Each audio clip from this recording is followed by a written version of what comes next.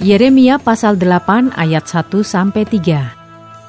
Pada masa itu demikianlah firman Tuhan, tulang-tulang Raja Yehuda, tulang-tulang pemuka-pemukanya, tulang-tulang imam-imam, tulang-tulang nabi-nabi, dan tulang-tulang segenap penduduk Yerusalem akan dikeluarkan dari dalam kubur mereka dan diserahkan di depan matahari, di depan bulan, dan di depan segenap tentara langit yang dahulunya dicintai, diabdi, diikuti, ditanyakan, dan disembah oleh mereka. Semuanya itu tidak akan dikumpulkan dan tidak akan dikuburkan. Mereka akan menjadi pupuk di ladang. Tetapi semua orang yang masih tinggal dari kaum yang jahat ini akan lebih suka mati daripada hidup di segala tempat kemana aku mencerai-beraikan mereka. Demikianlah firman Tuhan semesta alam.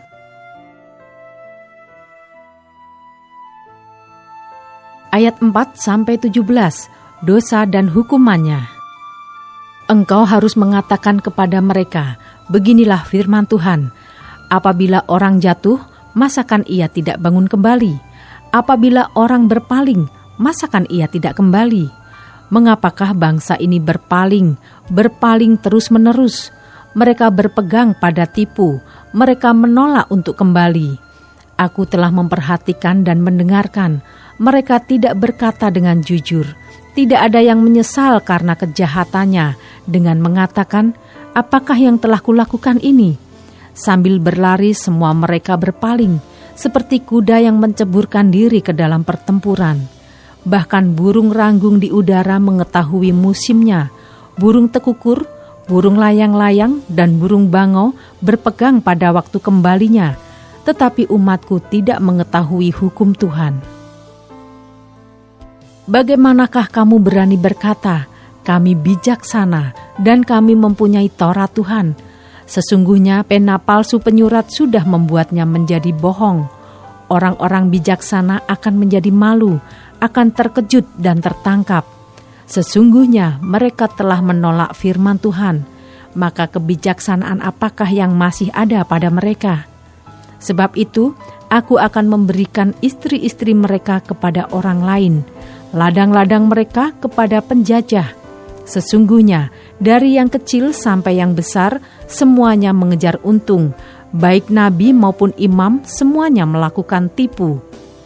Mereka mengobati luka putri umatku dengan memandangnya ringan. Katanya, damai sejahtera, tetapi tidak ada damai sejahtera. Seharusnya mereka merasa malu sebab mereka melakukan kejijikan. Tetapi mereka sama sekali tidak merasa malu dan tidak kenal noda mereka. Sebab itu mereka akan rebah di antara orang-orang yang rebah. Mereka akan tersandung jatuh pada waktu mereka dihukum. Firman Tuhan, aku mau memungut hasil mereka. Demikianlah firman Tuhan. Tetapi tidak ada buah anggur pada pohon anggur. Tidak ada buah ara pada pohon ara. Dan daun-daunan sudah layu. Sebab itu aku akan menetapkan bagi mereka orang-orang yang akan melindas mereka. Mengapakah kita duduk-duduk saja? Berkumpullah dan marilah kita pergi ke kota-kota yang berkubu dan binasa di sana. Sebab Tuhan Allah kita membinasakan kita, memberi kita minum racun, sebab kita telah berdosa kepada Tuhan. Kita mengharapkan damai, tetapi tidak datang sesuatu yang baik. Mengharapkan waktu kesembuhan, tetapi yang ada hanya kengerian. Dengus kuda musuh terdengar dari Dan, karena bunyi ringkik kuda jantan mereka, gemetarlah seluruh negeri. Mereka datang dan memakan habis negeri dengan isinya, kota dengan penduduknya. Lihatlah, aku melepaskan ke antaramu ular-ular beludak yang tidak dapat dimanterai, yang akan memagut kamu. Demikianlah firman Tuhan.